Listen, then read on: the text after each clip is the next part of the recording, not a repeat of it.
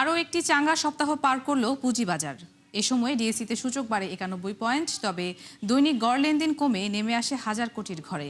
যদিও বাজার মূলধন বাড়ে 4.5 কোটি টাকা। এ সময় ডিএসইতে প্রাধান্য ছিল ভালো কোম্পানির শেয়ারের। অন্যদিকে সূচকের পাশাপাশি সিএসইতেও ব্যাপক হারে বাড়ে লেনদেন। নাদিয়া ইসলাম তুনি জানাচ্ছেন বিস্তারিত।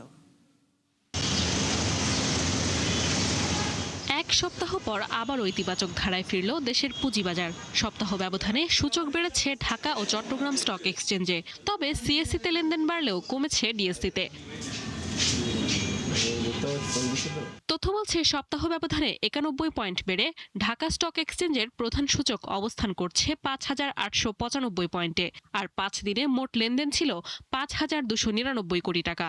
তবে সপ্তাহ ব্যবধানে 4 কোটি টাকা কমে দৈনিক গড় লেনদেন ছিল 1,059 কোটি। অন্যদিকে 3,863 কোটি টাকা বেড়ে ডিএসসির বাজার মূলধন দাঁড়ায় 7,05,133 কোটি টাকায়।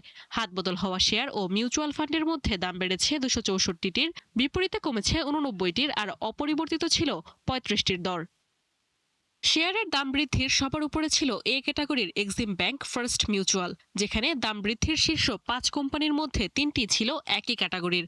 অন্যদিকে দরপতনের শীর্ষে ছিল জেড ক্যাটাগরির রেনউইক জগেশ্বর।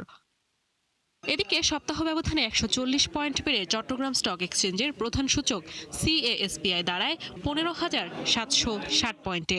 দৈনিক প্রায় 34 কোটি টাকা গড়ে মোট লেনদেন হয় 169 কোটি টাকা। নাদিয়া ইসলাম তুলি, 71।